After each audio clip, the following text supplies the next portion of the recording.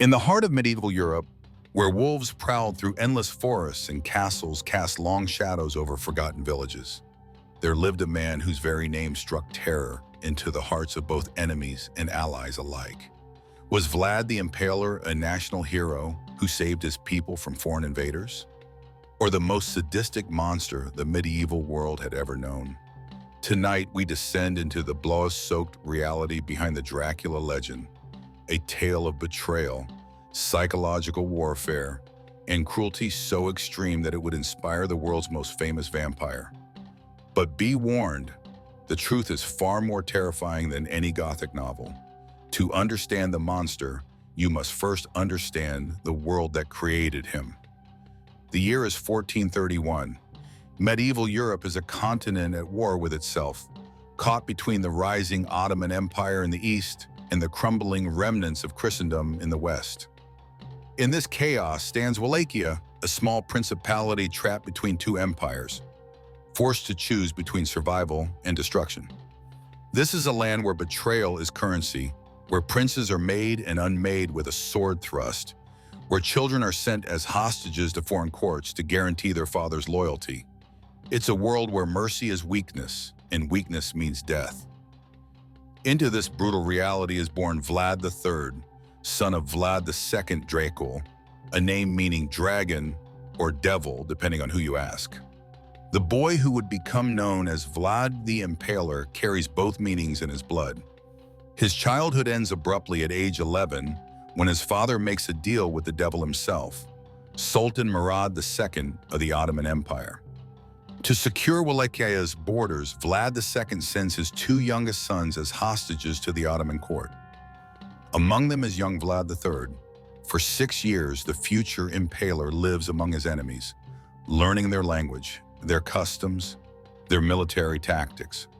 But most importantly, he learns their methods of psychological warfare. He watches as the Ottomans use fear as a weapon as they impale rebels and display their bodies as warnings. The boy is taking notes. 1447. Vlad's father is betrayed and murdered by his own nobles. His older brother buried alive by the boyars who once served him. The Wallachian throne is empty, and young Vlad, now 16, returns home to find his family destroyed and his birthright stolen. This is the moment that transforms a hostage into a monster. With Ottoman backing, Vlad seizes the throne of Wallachia in 1448, but his reign lasts only 2 months.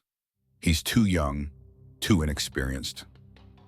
The nobles who killed his father drive him out, and he spends the next 8 years in exile, plotting his revenge.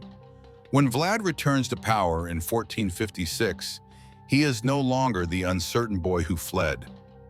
He is something else entirely, a man who has learned that in medieval politics, fear is more valuable than love, terror more effective than mercy.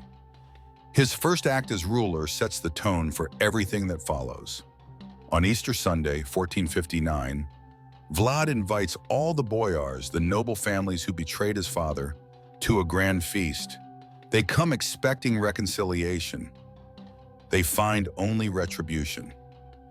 As the nobles feast and drink, Vlad's guards surround them. The older boyars, those who had personally participated in his father's murder, are impaled immediately. The younger ones are marched away in chains to become slave laborers, forced to build Vlad's fortress at Panari with their bare hands. By sunset, Wallachia's entire aristocracy has been eliminated in a single day. The message is clear. Betrayal will be met with annihilation. But it's not enough for Vlad to simply kill his enemies. He must break them, destroy them psychologically before their bodies fail. This is where the true horror begins. Impalement, Vlad's signature method of execution, is not just about death. It's about theater.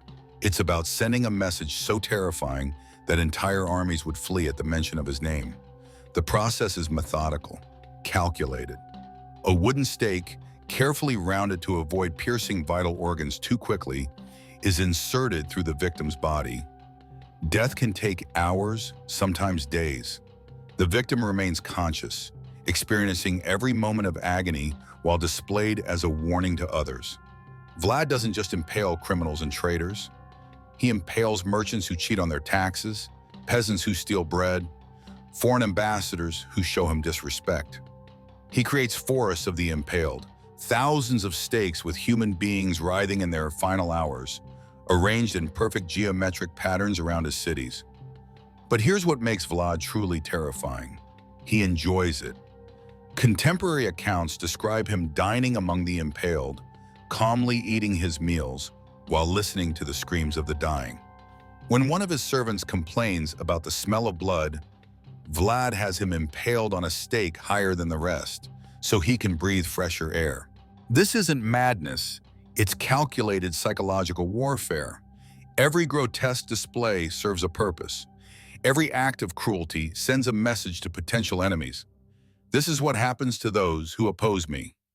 The Ottoman Empire, which has conquered half of Europe, begins to fear a single man ruling a principality smaller than some of their provinces. When Sultan Mehmed II, the conqueror of Constantinople, sends envoys to demand tribute, Vlad has their turbans nailed to their heads, claiming he's helping them show respect to their customs. The message reaches the Sultan: Wallachia will not bend the knee. How does a medieval warlord become the inspiration for the world's most famous vampire? The transformation begins with Vlad's own name. Dracula means son of the dragon, a reference to his father's membership in the Order of the Dragon, a Christian military order.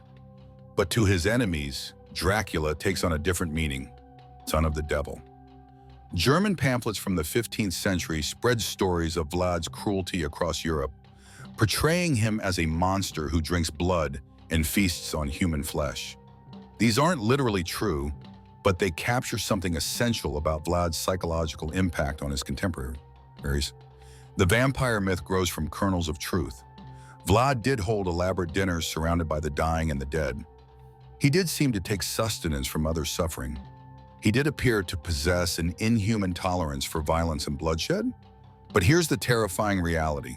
The historical Vlad was far more dangerous than any fictional vampire. Vampires, after all, are limited by supernatural rules.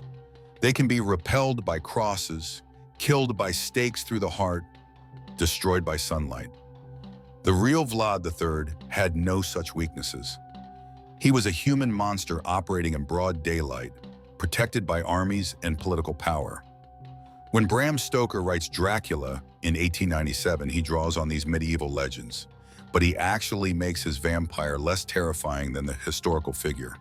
Count Dracula kills to feed. Vlad the Impaler killed to send messages. The fictional vampire is driven by hunger. The real Dracula was driven by something far more chilling: the cold, calculating pursuit of absolute power. In 1476, Vlad the Impaler meets his end not on a battlefield, but through betrayal, the very thing he had spent his life punishing in others. Ambushed by Ottoman forces near Bucharest, his head is severed and sent to Sultan Mehmed II as proof of his death. Even in death, Vlad's psychological warfare continues. The Sultan, despite his hatred for the Wallachian prince, reportedly has the head preserved in honey and displayed as a trophy. The monster is dead, but his legend is just beginning. Here lies the great paradox of Vlad the Impaler's legacy. In Romania today, he is remembered as a national hero. Statues stand in his honor. Tourist sites celebrate his resistance to foreign invasion. To many Romanians, Vlad was not a monster, but a patriot who used necessary brutality to protect his people from Ottoman conquest. They point out that his cruelty was strategic, that his psychological warfare prevented larger wars, that his terror tactics saved more lives than they cost. They argue that in an age of extreme violence, extreme measures were required for survival. But this raises a chilling question. At what point does the method destroy the man? Vlad succeeded in his immediate goals. He kept Wallachia independent during his lifetime. He created such fear among his enemies that they avoided direct confrontation. His psychological warfare worked exactly as intended. Yet in achieving these victories, he became something inhuman. The boy who was sent as a hostage to learn about his enemies became indistinguishable from them. The prince who fought monsters became a monster himself. More than 5 centuries have passed since Vlad the Impaler's death, yet his shadow still falls across our understanding of power, cruelty, and the prices we pay for survival. Perhaps the most terrifying thing about Vlad III isn't his methods of execution or his psychological games with enemy ambassadors. Perhaps it's how easily we can understand his reasoning, how logical his cruelty appears when viewed through the lens of medieval politics and survival. In our modern world, we like to believe we've moved beyond such brutality. We tell ourselves that civilization has progressed, that we've learned to solve problems without resorting to terror and psychological warfare. But have we really? Or do we simply use more subtle methods to achieve the same ends? Vlad the Impaler forces us to confront an uncomfortable truth, that the capacity for calculated cruelty exists in all human societies, in all historical periods. The only thing that changes are the tools and the justifications. So I leave you with this question. Was Vlad III Dracula a product of his violent age, doing what was necessary to protect his people? Or was he something darker? A glimpse into the human capacity for evil that exists in every era, waiting for the right circumstances to emerge. What do you think? Was the real Dracula a hero or a monster? Let me know in the comments below, and don't forget to subscribe for more journeys into the darkest corners of medieval history.